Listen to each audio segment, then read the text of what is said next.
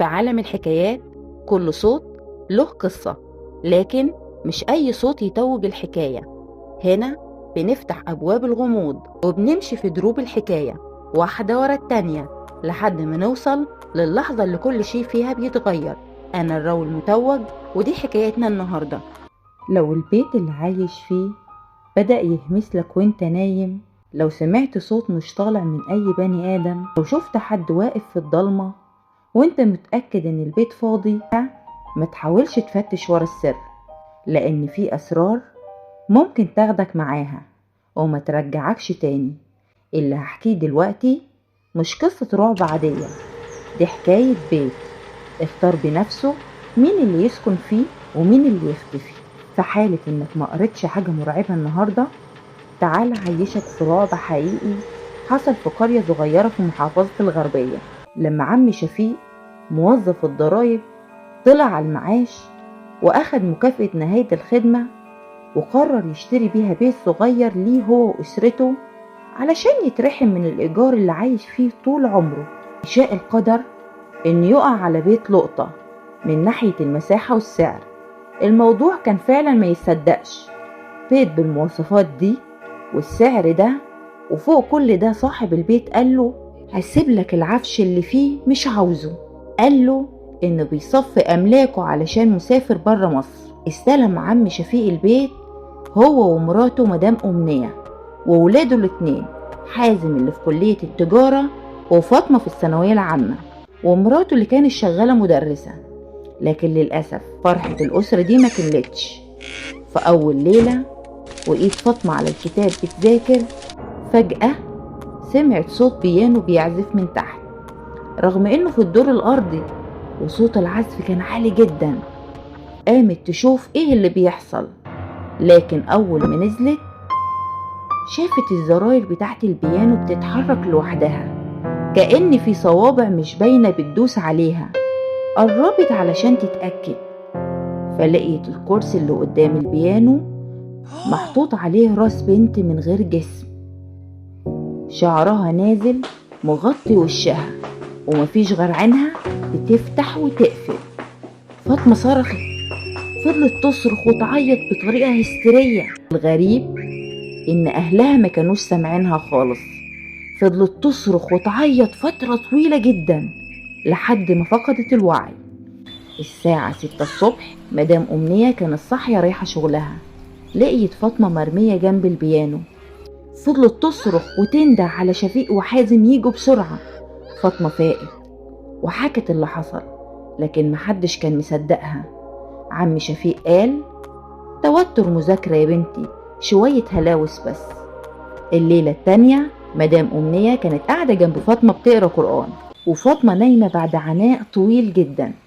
لكن قبل ما تدخل أوضتها سمعت عزف البيانو، وقفت اتوترت، نزلت تشوف، شافت الصوابع بتعزف لوحدها، وورا البيانو في 3 أشخاص واقفين، راجل وست وبنت صغيرة زي عيلة واحدة، بشرتهم شحبة وعيونهم بيضة مفتوحة، ابتسموا ابتسامات مرعبة.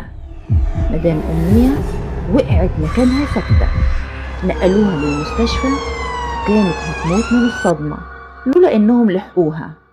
عم شفيق بدأ يصدق إن في حاجة مش طبيعية، وفكر في الوصية اللي قالها له صاحب البيت، الأوضة اللي في الدور الأرضي ما تفتحهاش أبدا. عم شفيق كسر القفل والتراب كان مغطي كل حتة، مفيش غير صورة عيلة متعلقة على الحيط، أب وأم وبنتهم، وجورنال قديم جدا. الصدمة عبد الكريم سعد عبد الكريم صاحب البيت مقتول من 14 سنة هو ومراته وبنته. ازاي قابل عم شفيق؟ ازاي باع له البيت؟ راح للسمسار، لقي مراته قالت له جوزي مات من 3 سنين، قابلته فين؟ اللي باع له البيت. مين السمسار؟ الناس قالوا له دول ممكن يكونوا جن، يمكن عاوزينك تسكن لهدف معين. قرر عم شفيق يسيب البيت، وخصوصا ان مراته في المستشفى وفاطمة بتعاني من نوبات فزع وصراخ متكرر. لكن المفاجأة هنا ابنه حازم اللي رفض إنه يسيب البيت لأي سبب ومبرره ما كانش يتصدق. حازم قال لوالده عم شفيق إنه من أول لحظة دخل فيها البيت وهو عارف اللي حصل، وإنه شافهم التلاتة، الأب والأم والبنت اللي اتقتلوا، وإنهم حكوله على كل حاجة، وإنهم مش هيأذوا حد من عيلة عم شفيق، ورفض إنه يسيب البيت نهائيا. الحكومة انتشرت انتشار واسع، وبدأ عم شفيق يظهر على بعض البرامج التلفزيونية ويحكي لها، بس الغريب إن محدش كان مصدق كلامه خالص. وبدأت بعض القنوات تروح تصور البيت، بس الغريب إن فعلا البيت كان مقفول من زمان.